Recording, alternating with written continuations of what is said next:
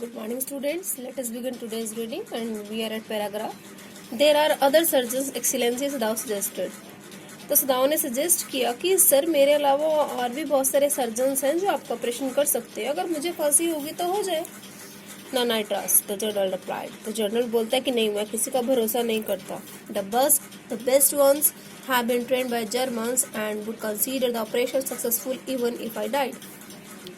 Journal बोलता है कि सर्वोत्तम जो है वो जर्मनी में पड़े हैं और अगर मैं मर भी गया तो भी मेरा ऑपरेशन वे सफल मानेंगे. सो मुझे तुम पर ही भरोसा है, तो मेरे अकॉर्डिंग तुम ही मेरा ऑपरेशन करोगे. I don't care for their point of view, he said. बोलता है कि उनकी मुझे परवाह नहीं है कि उनका पॉइंट ऑफ व्यू, दृष्टिकोण क्या है. It seems a pity that we can't better combine the German ruthlessness with American sentimentality. बोलता है कि ये मुझे थोड़ा दुख लगता है कि क्यों हम जर्मन निर्ममता को, मतलब अपने अत्याचार को, अमेरिकन भावुकता से नहीं जोड़ पाते.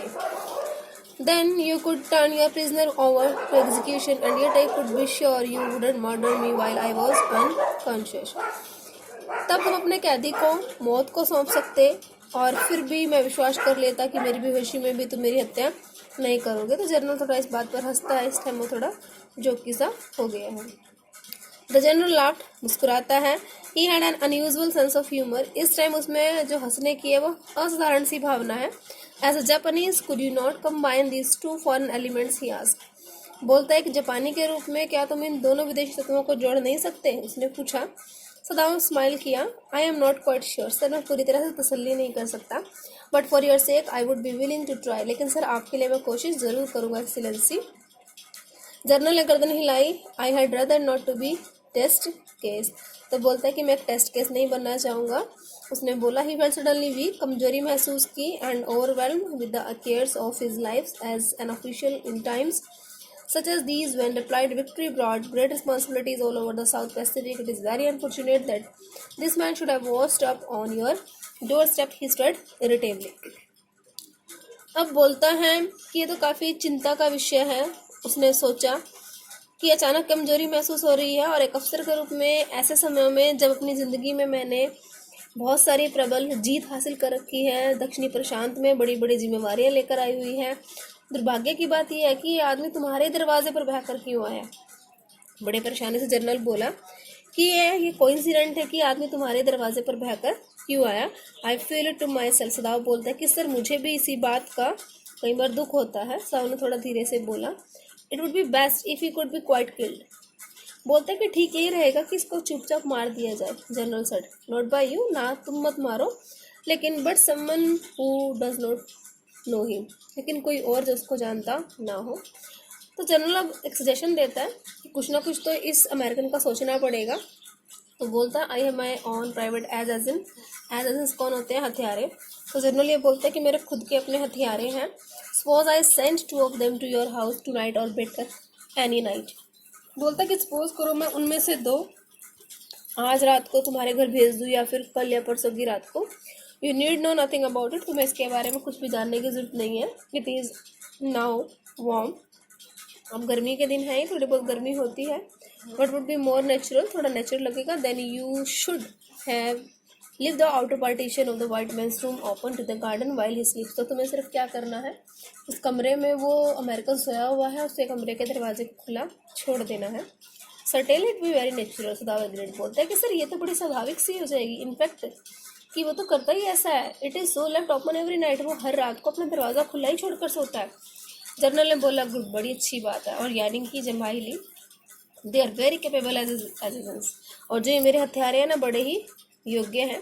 दे मेक नो नॉइज. जब वो किसी को मर्डर करते हैं तो कोई आवाज़ नहीं करेंगे. And they know the trick. उनको पता है कि अंदर ही अंदर खून कैसे बहा जाता है, यानी कि बिना किसी को पता चले किसी की हत्या कैसे की जाती है.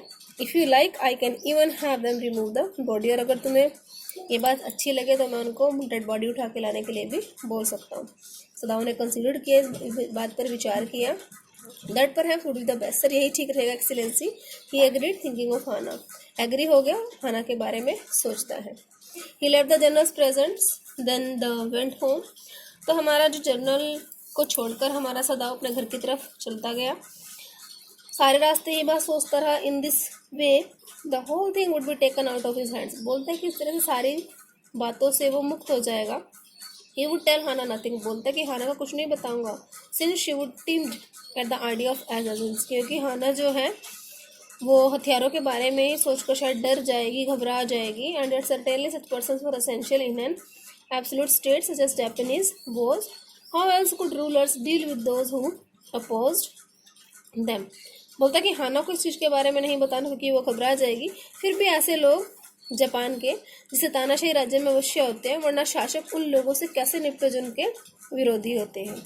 He refused to allow anything but reason to be the atmosphere of his mind as he went into the room where the American was in bed. But as he opened the door to surprise, he found the young man out of bed and preparing to go into the garden. इन सब उलझनों के साथ जैसे ही वो कमरे के अंदर घुसा, देखा अमेरिकन सोया हुआ था। जैसे उसने अमेरिकन को देखा तो जो हमारा सदाव है उसके माइंड में यही बात आती है कि वो क्या करे। तो उसने जैसे दरवाज़ा खोला तो उसने देखा कि ये तो जो अमेरिकन है बिस्तर से खड़ा हुआ था और गार्डन की तरफ जाने की कोशिश कर रहा था। तो सदाव ने उसको देखते ही डांट लगाई, व्हाट इज दिस, क्या ये, who gave you permission to leave your room. किसने तुम्हें बोला कि अपना कमरा छोड़कर बाहर जाओ। I am not used to waiting for permission, Tom said gladly. तो जो हमारा ये अमेरिकन था जिसका नाम टॉम है, इसने बोला कि मुझे किसी की परमिशन की नीड नहीं है। Gosh, I feel pretty good again. मुझे पहले से अच्छा लग रहा है। But will the muscles on this side always feel stiff. बोलता है मुझे पहले से बेटर लग रहा है लेकिन इस तरफ की जो मेरी मसल्स है, मांसपेशियाँ, वो थोड़ी सी सख्त लग रही हैं मुझे। इज इट सो, ऐसा है क्या, सदाव ने बोला। हैरान होता है, ये फॉरगॉट ऑल एल्स। अब वो भूल गया। देखो पहले उसके मन में क्या ओपिनियन आ रहे थे, किसको मरवाना है, आज रात हथियारे आएंगे या कल को आएंगे, ऐसा करना है वैसा करना है।